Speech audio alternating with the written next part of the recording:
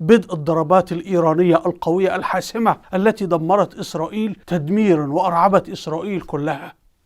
بتقول في إيه؟ الضربات وقفت؟ وقفت إزاي؟ طيب ده احنا لسه بنقول بدأت. قالوا الضربات وقفت، الضربات الإيرانية خلصت وانتهت. طب فيه كم جندي إسرائيلي قتل، ولا فيه إيه؟ فيه مثلا طائرات إسرائيلية اتدمرت، ولا ما فيش أي حاجة خالص؟ الخسائر صفر، الخسائر صفر والضربات وقفت. طب احنا نقول ايه؟ انا وجدت الاعلاميين اللي هم احفاد القرامطه المتخفين بيننا بيصفقوا كل ايران، وبعدين اتضح نتنياهو بيضحك وبقول له شكرا يا خامنئي شكرا يا خامنئي. طلع كله تمثيل في تمثيل، حاجه مهزله بتحصل. تعالوا حضراتكم نشاهد لحظه انطلاق المسيرات الايرانيه. الطائرة الإيرانية بتسير بسرعة 250 كيلو في الساعة، سيارة يعني أنت لو عندك سيارة يعني مرسيدس هتمشي أسرع من هذا، ومنطلقة من إيران تصل إلى تل أبيب إمتى؟ بعد 7 ساعات. تعالوا نشاهد. فشوف بقى اللي حصل بقى أول امبارح إيه؟ إحنا هنرمي صواريخ. ايوه صواريخ، خلي بالكم بقى الصواريخ. يعني واحد بيقول لعدو خلي بالك انا هعمل كذا بالله عليك ده كلام؟ ده اهم حاجه في الحرب عنصر المباغته، اللي مره واحده تلاقي عدوك اتلخبط يعمل ايه؟ ما هو مش عامل حسابه. انما انت بتقول انا جاي لك الساعه كذا ومعايا كذا وهضربك وانت بقى تضربني كده وانا اضربك كده، واخد بالك انت كمان؟ يلا خلاص، يلا استعد بقى.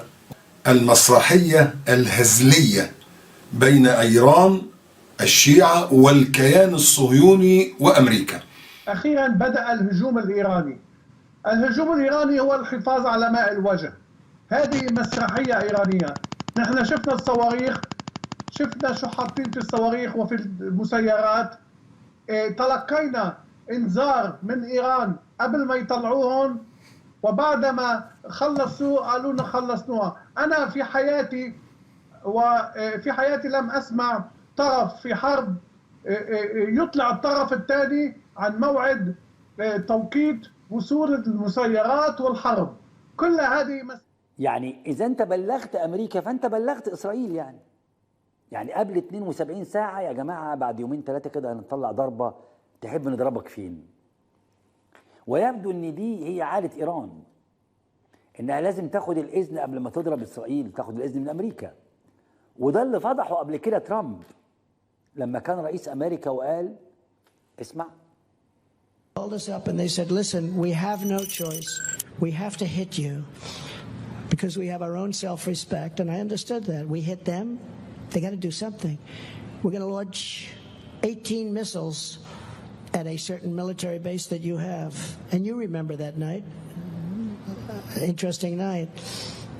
I was the only one that wasn't nervous because I knew what was going to happen. They told us that don't be concerned. We're going to launch 18 missiles at your military base, but none of them will hit the base. These are very accurate missiles. These are missiles that essentially never miss. They're very reliable, very accurate. 5 of them blew up in the air, didn't make it, and the others hit outside the base area. هو ليه قدر البشرية يكون فيها سذج؟ ناس مصدقة ان الحرب قامت. ناس يابا الحرب العالمية الثالثة يا جماعة، واوعى وهات شنطة وهات اللانش بوكس. يا جماعة الحرب العالمية الثالثة ايه؟ دي ايران. دي ايران واخدين الاذن يعني. وده ايران نفسها ما اتكسفتش وهي بتقول ان امريكا ابلغتها، او ايران ابلغت امريكا بالهجوم قبل 72 ساعة. عشان تعرف بقى مصائب الشيعة إيران قديما وحديثا. ناخد قديما بسرعة بس. الذي غدر بالحسين رضي الله عنه وارضاه حين أخرجه من تخلى عنه في كربلاء المختار الثقفي شيعي. الذي غدر بالخليفة العباسي الراضي بالله البويهيون شيعة. الذي مكن للتتار من دخول بغداد ابن العلقمي شيعي. الذي كان يزين لهولاك السوء أعماله نصير الدين الطوسي شيعي. الذي أعان التتار في هجومهم على الشام الشيعة. الذي حالف الفرنجة ضد المسلمين الفاطميون شيعة. الذي غدر بالسلطان السلجوقي طغرل بك البساسيري شيعي. الذي أعان الصليبيين على الاستيلاء على بيت المقدس أحمد بن عطاء شيعي. الذي استقبل هولاكو بالشام كمال الدين بن بدر التلفيسي شيعي. الذي سرق الحجر الأسود وقتل الحجيج في الحرم ورماهم في بئر زمزم أبو طاهر القرمطي، ده شيعي قرامطة. الذي ساعد محمد علي في هجومه على الشام الشيعة. الذي ساعد نابليون في هجومه على الشام الشيعة. هتقولي ده كان زمان، خد بقى حاليا. إيران هي من أدخلت الأمريكان إلى أفغانستان، وهي من ذبحت أبناء السنة في العراق وساعدت أمريكا على احتلال العراق 2003. إيران هي من دعمت النظام السوري كلب النجس، الله يلعنه ويلعن أبوه اللي موجود بشار، هذا من أدى إلى قتل مئات الآلاف وشفنا، وبالبتاع ده القنابل وبالغازات. إيران من قوضت حكومة لبنان وشكلت ميليشيات مسلحة سمتها حزب الله. إيران دمرت اليمن ودعمت الانقلاب الغاشم وسلحت الحوثيين عشان يقتلوا المشايخ ويهدموا في مساجد اليمن. إيران قامت بشرعنة الشرك بالله واتخذت من قبور المراقد بتوع اللي بيسموهم الأولياء بتوعهم معابد. إيران سرقت أموال الناس بالباطل تحت يافطة إيه؟ الخمس، كل واحد يدفع الخمس.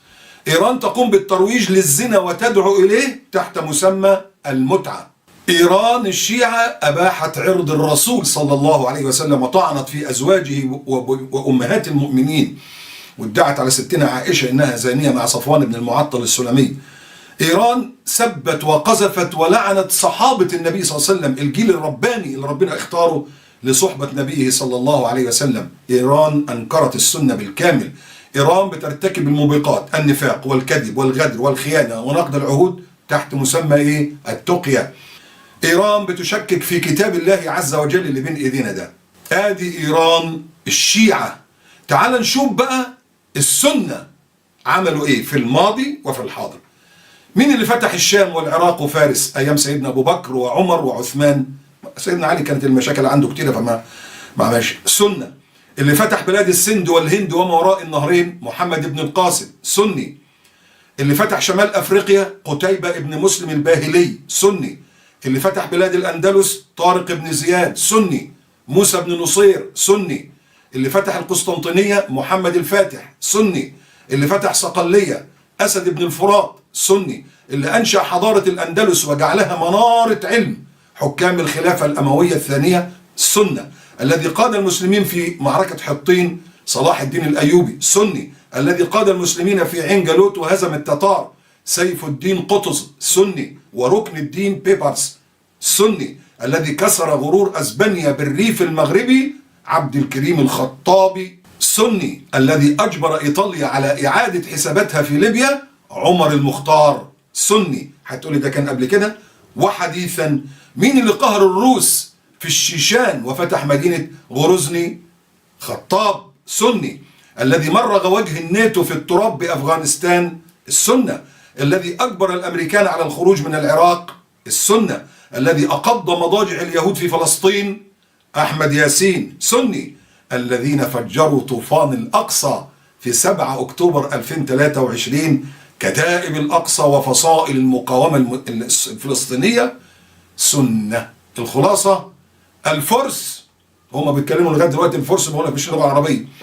الفرس شيعة إيران لا دين لهم ولا عهد ولا ذمة ولا أخلاق.